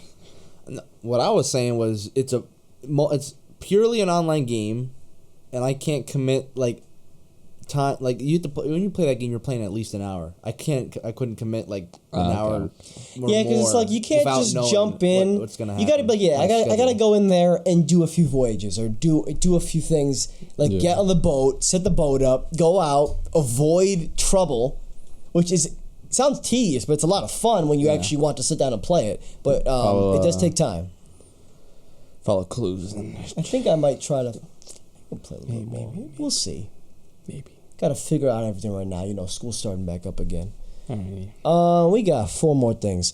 Bandai Namco revealed plans for a collaboration between Persona 5 Royal and 2 Sword Art Online mobile games, those being Sword Art Online Memory Defrag and Sword Art Online Integral Factor. Both of those games are already available on mobile, iOS and Android, and Persona 5 Royal is on PS4 in Japan, coming to the West later this year. But no further information is currently available on the collaboration. Nico, can you click on that link? I don't know what's about to happen. It's so random. It's so weird. It's random because, first of all, it's not like they're owned by the same people. So that's Sega / Atlas and Bandai collaborating. Gold Sega. Yeah, and then there's look at image. Kirito. Oh, that's the wrong one. Oh, well, whatever. Well, yeah, I'll put it here, but look at Kirito in he's personified. Go back to the base website. What's the problem? This is what happens when you go to the website. It's called if it loads properly. Personification. It does this. It's like it shows. I don't think there's any sound, but it shows this whole thing about Sword Art Online, then it goes into Persona, and it's like, bang. Sick, man. Look at it. It looks awesome. I don't know what this is though. I mean, it's collaborating with mobile games. So I love the dithering. I'm more interested about what, if anything, what Sword Art stuff will end up in Persona 5 Royal than the other way around. That's what I'm saying. Because that's cool. Why does Kirito have I guess that's the fidget spinner on his... That's what he's always said that. I guess that's the cool thing about Sword Art. Why? I guess it's to hold his outfit together. Press that and it all falls apart. That's his only weakness. I guess that's the only thing about. That's the cool thing about Sword Art is because they go into different games and stuff like that. You can do this. Oh, that's true. He can go into Persona. That's true. And be in the Persona world. Also, PSA about Sword Art. If you're watching this and you don't like Sword Art whatsoever because the first season or whatever really burned you, come back. I guarantee. I'm telling you, man. Alicization is really good. Even Gun Gale Online was pretty good, and then the spin-off for Gun Gale Online is actually really good. Alternative? Yeah, alternative. Yeah. Dude. I heard about all this stuff. It's all good. It's really good right now. It's sick. Sword Art is weird. Please, just come back. Just give it a try. Just give it a try. Please. End my rant. Come back. End my rant. So here's the news I foreshadowed earlier in the podcast. Final Fantasy VII Remake has been delayed. It is officially the start of delay season out here. Yikes. Where things start getting delayed back and forth. Because Jason Schreier actually broke this before it happened, I think. And he said harbinger of death, as I said before. Yeah, he said it's delay season. Be ready for more delays. So it was originally coming out March 3rd. It's now coming out April 10th. So it's only a month. It's not that bad. It's a month and a week. Problem being now is that it's coming out much closer to Cyberpunk and other games, which isn't good. Both of those games are Good thing for me, going to be super I can intensive. play Doom. I can play Doom now, and not have to worry about this game getting in the way. Now let me tell you Hike something. apparently is the only one playing Doom. Let me tell you something. It doesn't matter. I was gonna say the same thing. Like if you want to play Final Fantasy VII Remake, you want to play it. You're gonna get it even if you have to still spend the money on Cyberpunk suppose. or. I'm not even talking about that. I'm just saying time-wise, like Cyberpunk and 7 Remake, those are Well, the thing two is- intensive games. The other thing is they're not dissimilar games. One's an Eastern role-playing game, the other one's a Western role-playing game. Yeah. They're very similar in that sense. Yeah. So it depends on what you care about more. If you're more of a traditional Japanese fan, in that sort of sense, Japanese role-playing games, all that kind of stuff, you're probably leaning towards this game. But if you're not, you're probably leaning towards Cyberpunk. It just sucks. It's not gonna. I don't think it's gonna hurt the sales of either game. I think it's just gonna take longer for both of them to become as big as they could be. Yeah. I would probably go out on a limb and say that Cyberpunk is a bigger game than Remake. Because remember, Final Fantasy VII Remake is only the first part. Hey, calm down a little bit there. You're getting a little crazy. Amen. Amen. It depends on how much they're adding to it. Oh, by the way, and then they said the reason why is for extra polish. So it's just to make things nicer. Like I said, when it comes to delays, take as much time as you need, man. Yeah. Yeah. And then we got another delay. Alrighty. Aha. Marvel's The Avengers that's in development at Crystal Dynamics and being published by Square Enix has also been delayed from May until September. So it's gonna skip over the summer. That is a big delay. Yeah.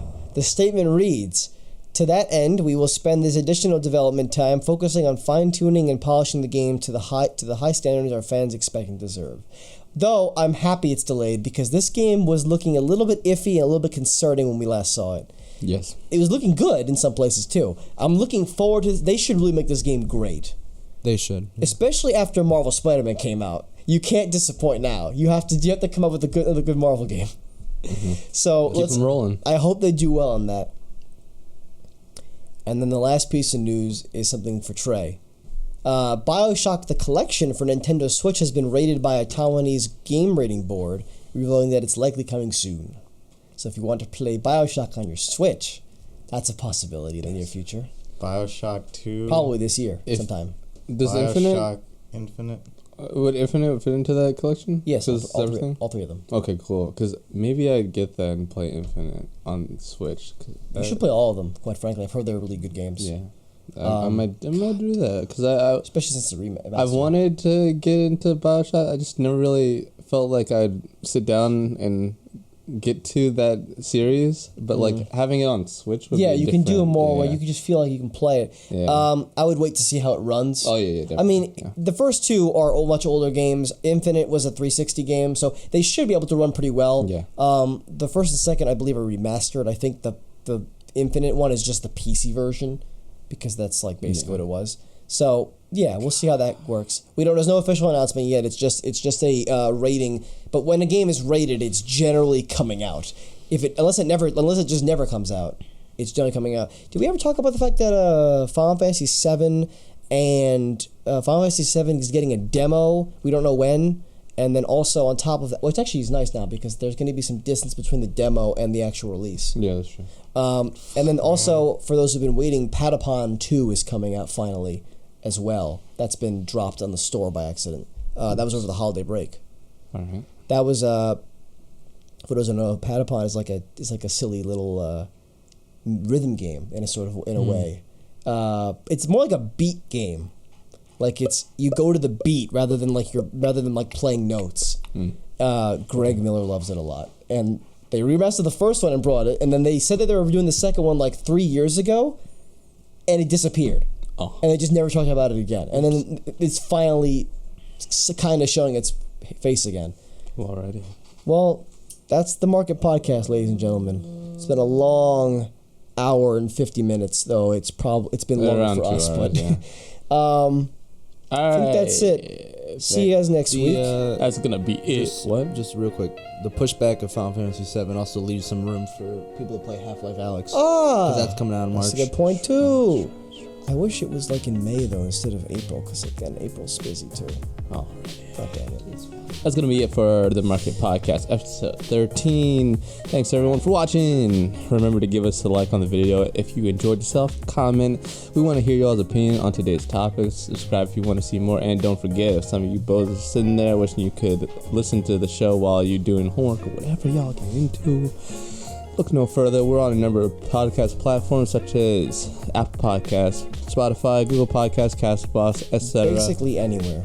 Everywhere. We're everywhere. You can find us. If you can't find us somewhere, let us know. We'll try to get there. We're at Laundromat, or, you know. Freaking laundry. We You'll see us. Play on the radio in your hair cutter, you know. Exactly. You'll see us. All links are down in the description below, just in case you couldn't find it. Same goes for you, all your listeners. If you want to see anything from the episode that you're just like, wait, there might be some visual to that. I want to see that. Hop over to the YouTube at blackmarketgaming. I haven't seen that before. That's a new one. You're welcome. Visit us at YouTube, Black Market Gaming. Show your boys some love. We're out of here. I love when we just titled the audio podcast and they have no idea what I just did. See, that's what I'm saying. That was at the end of the thing. I was talking to the audio listeners. Come over, see what you're missing, and you're obviously missing something because I'm not telling you what it is. So. Come through. I love how you tout the audio podcast and then you revert saying the video podcast is better. I just realized that's what our statement basically says. Trey, you have something to say and I don't want to cut you off before we end it. Cut off the podcast. Hurry up. Okay. Fucking bitch. And if y'all ain't checking this out on YouTube, I'm gonna take all the ice out of your freezer. Goodbye. No cold drinks for you. Goodbye, everyone.